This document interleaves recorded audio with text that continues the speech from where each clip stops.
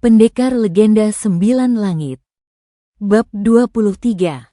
Cahaya vs Kegelapan. Cahaya biru dari pedang naga menyilaukan seluruh ruangan, memantul di ribuan kristal hingga gua itu tampak seperti lautan cahaya. Semua orang menutup mata, bahkan naga kristal pun berhenti mengaum, seakan ikut terhanyut dalam getaran suci itu. Arya merasakan jantungnya berdetak kencang. Setiap detak memanggil namanya, seolah pedang itu berbicara langsung ke dalam hatinya. Arya Kinara, apakah kau siap memikul beban dunia? Namun Jenderal Bayangan tidak gentar. Ia meraung, pedang hitamnya bergetar menahan cahaya biru. Tidak ada cahaya yang bisa menyingkirkan kegelapan. Arya, kau hanyalah murid hijau yang belum matang. Dengan dorongan penuh amarah, ia menebaskan pedang bayangannya. Serangan itu membelah cahaya, menciptakan retakan hitam di udara, dan melesat langsung ke arah Arya. Sari menjerit, "Arya!" Arya berdiri kaku. Akar-akar hijau bermunculan lagi, namun kali ini tidak cukup cepat. Pedang hitam itu sudah terlalu dekat. Tiba-tiba, cahaya putih murni keluar dari dada Arya, lebih terang daripada sebelumnya. Cahaya jiwa, kekuatan yang pernah muncul melawan bayangan kegelapan, kini bangkit sepenuhnya. Dum! Pedang hitam itu menghantam cahaya putih, ledakan energi membuat dinding gua bergetar. Gelombang kejut menyapu seluruh ruangan, membuat murid-murid terlempar. Raga terbanting ke dinding, Bayu hampir jatuh pingsan, namun mereka semua melihat satu hal. Arya masih berdiri. Tubuhnya diselimuti cahaya putih dan hijau sekaligus. Dua naga muncul di belakangnya, naga hijau melingkar penuh kehidupan, dan naga putih berkilau membawa kedamaian. Mustahil, Jenderal Bayangan memandang tak percaya. Dua esensi naga sekaligus? Tidak ada murid tingkat rendah yang bisa melakukannya. Arya mengangkat tangannya. Aku bukan siapa-siapa, Jenderal. Aku hanya seseorang yang ingin melindungi sahabatku. Dengan gerakan cepat, Arya meluncurkan serangan. Akar bercahaya putih menghantam pedang hitam, membuat retakan besar di dalam energi bayangan itu. Untuk pertama kalinya, Jenderal Bayangan terdorong mundur.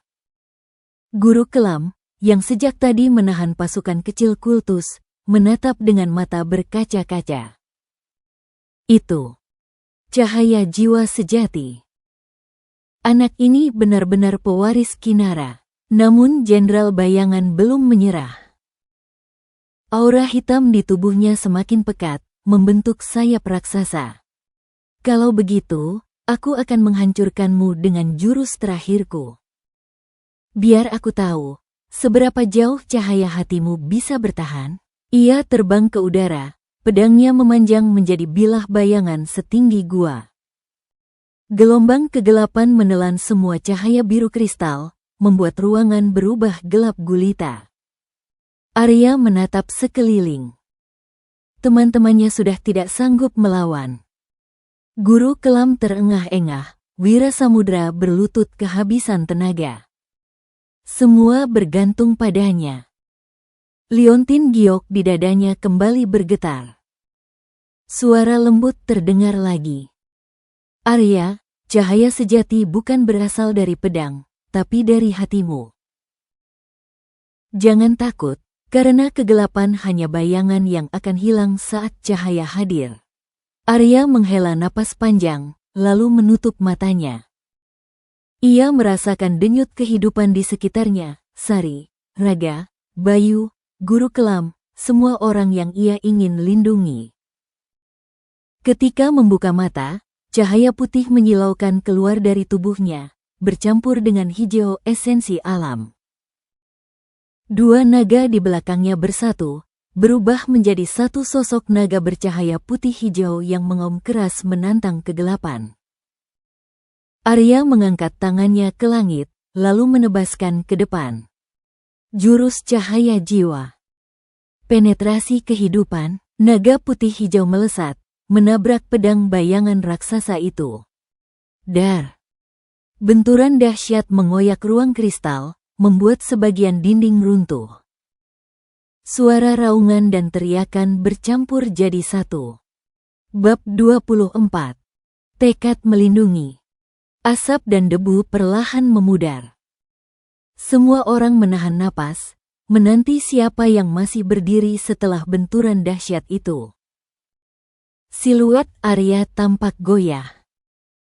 Tubuhnya penuh luka, darah menetes dari pelipis dan tangannya gemetar hebat. Sementara itu, Jenderal Bayangan juga masih berdiri, namun salah satu sayap hitamnya hancur, dan pedang gelapnya retak di beberapa bagian.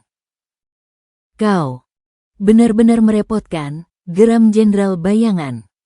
Seorang anak ingusan bisa memaksaku sampai sejauh ini. Arya mengatur napas, wajahnya pucat. Naga putih hijau di belakangnya sudah mulai memudar. Namun matanya tetap menyala penuh tekad. Aku tidak bertarung untuk diriku sendiri. Aku bertarung demi mereka. Arya menoleh sekilas ke arah Sari, Raga, Bayu, juga guru kelam yang terengah-engah di belakang. Tiba-tiba, Jenderal Bayangan menghilang.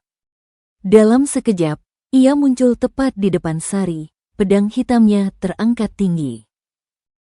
Kalau aku tidak bisa membunuhmu, cukup kubunuh orang yang kau lindungi, teriaknya. Tidak, Arya berlari sekuat tenaga. Seluruh tenaganya terkuras, tubuhnya berteriak minta berhenti, namun hatinya tidak mau menyerah. Dalam sepersekian detik, pedang hitam Jenderal Bayangan hampir menebas Sari. Namun tubuh Arya sudah lebih dulu berdiri di depannya. Dar. Pedang bayangan menghantam bahu Arya. Darah muncrat, tubuhnya terhuyung, namun ia tetap berdiri, melindungi Sari dengan tubuhnya sendiri. Arya, jerit Sari, matanya berlinang air mata. Jenderal Bayangan tertegun sesaat. Kau rela menahan seranganku dengan tubuhmu sendiri? Untuk apa pengorbanan bodoh ini? Arya tersenyum tipis meski wajahnya penuh darah. Karena aku lebih takut kehilangan mereka daripada kehilangan nyawaku sendiri. Sejenak, cahaya aneh menyelimuti tubuh Arya. Luka-lukanya masih berdarah, tapi aura putih dan hijau di sekitarnya semakin kuat, bahkan lebih terang daripada sebelumnya. Pedang naga di altar bergetar makin keras, memancarkan cahaya biru yang menelan seluruh ruangan. Guru kelam terbelalak. Pedang itu merespons tekadnya. Pedang naga hanya akan tunduk pada hati yang rela berkorban. Jenderal Bayangan mundur selangkah, wajahnya untuk pertama kali menunjukkan rasa takut. Tidak mungkin. Tidak mungkin seorang bocah sepertimu bisa. Arya perlahan menoleh ke arah pedang naga. Cahaya biru dari pedang itu memanggilnya, lebih kuat dari sebelumnya, seakan menunggu tangan Arya untuk menggenggam. Namun kakinya gemetar, darah terus menetes dari lukanya. Sari memeluknya dari belakang, menangis. Arya, kau tidak bisa lagi. Tubuhmu sudah terlalu lemah. Arya menggenggam tangannya dengan sisa tenaga, menatap lurus ke arah altar. Aku tidak akan berhenti. Selama dunia ini masih membutuhkan cahaya. Ia menyeret kakinya maju, selangkah demi selangkah, meski setiap langkah terasa seperti menantang kematian. Jenderal Bayangan meraung, mencoba menghalanginya. Kau tidak akan pernah sampai. Namun sebelum ia bisa bergerak, akar-akar hijau muncul dari tanah, kali ini tanpa kendali Arya. Esensi alam sendiri bereaksi, melindungi pewarisnya. Arya mendekat ke altar. Tangan gemetarnya terulur. Cahaya pedang naga semakin terang, getarannya semakin keras. Apakah Arya berhasil menggenggam pedang naga dengan tubuh yang hampir hancur?